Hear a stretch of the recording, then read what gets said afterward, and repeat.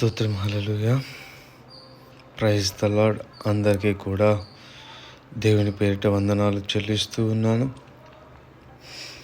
ఈ యొక్క ఉదయకాల సమయంలో మనము దేవుని వాక్యాన్ని ధ్యానం చేసుకుందాం.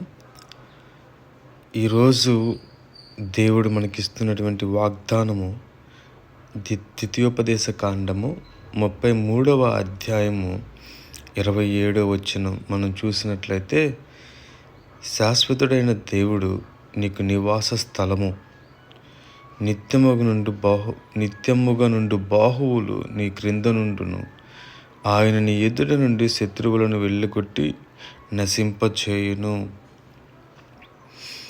మనము ఈరోజు తీసుకుంటున్నటువంటి వాగ్దానము ఏంటి అంటే, శాశ్వతుడైన దేవుడు నీకు నివాస స్థలము, నిత్యముగా నుండి బాహువులు నీ క్రింద నుండును. అసలు ఈ వాక్యము ఎవరి గురించి రాయబడింది?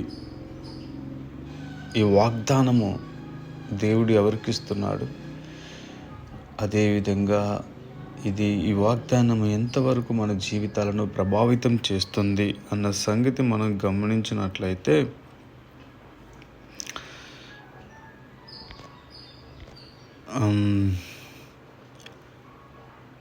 మోషే చనిపోకముందు ఇశ్రాయేలును దీవించిన విధానము ఇది.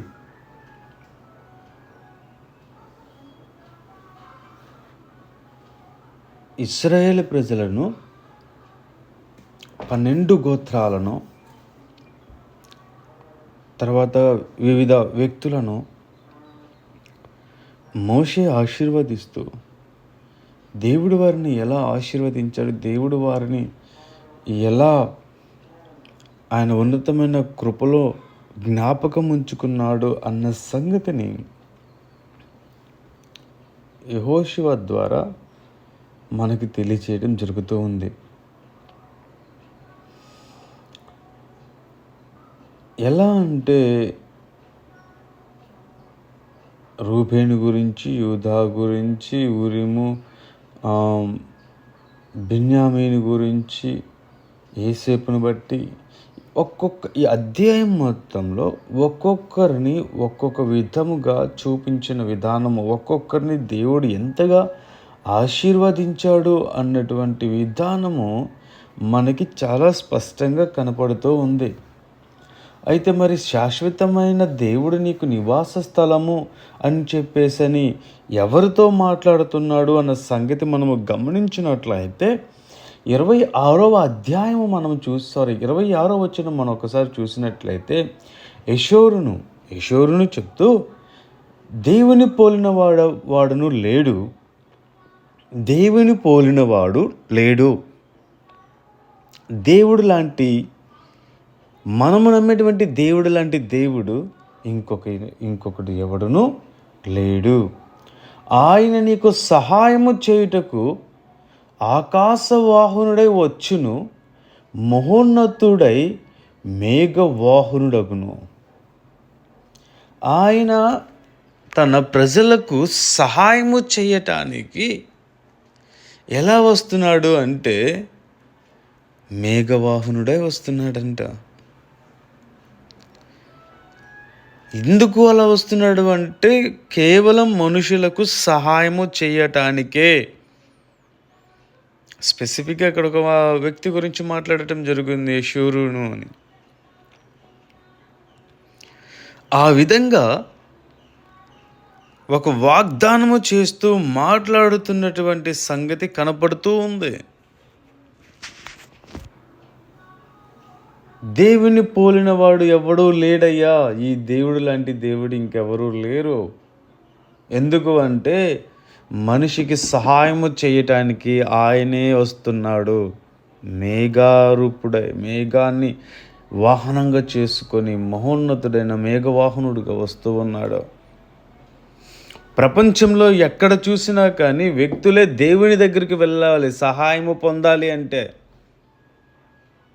ఎవరైనా సరే దేవుని యొద్దకు పోతారు సహాయం కోసం. అయ్యా నాకు సహాయం చేయి, నాకు కష్టం వచ్చింది, బాధ వచ్చింది, కన్నీరు వచ్చిందని.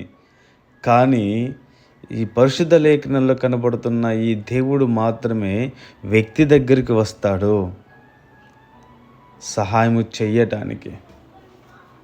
ఆయనే వస్తాడు సహాయము చెయ్యటానికి. ఎందుకో తెలుసా? శాశ్వతుడైన దేవుడు నీకు నివాస స్థలము. మనందరికీ నివాస స్థలము ఎవరంటే శాశ్వతంగా ఉన్నటువంటి దేవుడు. మనం ఈ భూమి మీద చాలామందిని చూస్తాం, టెంపరరీ గాడ్స్, ఇన్స్టెంట్ గాడ్స్. కానీ నువ్వు నేను నమ్ముతున్నటువంటి ఈ దేవుడు ఉన్నాడు కదా, శాశ్వతంగా ఉండేటువంటి దేవుడు. సృష్టికి ముందుగా ఉన్నటువంటి దేవుడు, సృష్టికి ప్రతి సృష్టి చేయగల దేవుడు, ఈ సృష్టిని అంతటిని తన చేతుల్లో తన గుప్పెట్లో ఉంచుకున్నటువంటి దేవుడు ఆయన. అటువంటి దేవుని మనము పూజిస్తూ ఉన్నాం. ఆయన నిత్యముగా ఉండే దేవుడే కాదు, కానీ నిత్యముగా నుండు బాహువులు నీ క్రింద నుండును. బాహువులు, చేతులు.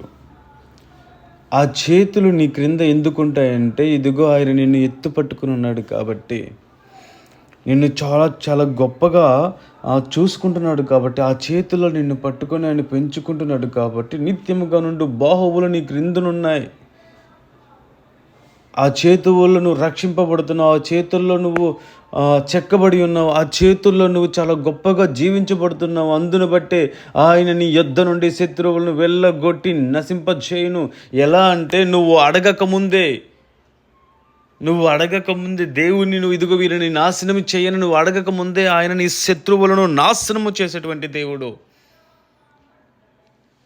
ఎందుకంటే ఆయన భద్రమంగా ఉండేటువంటి హస్తములో నిన్ను దాచుకొని ఉన్నాడు.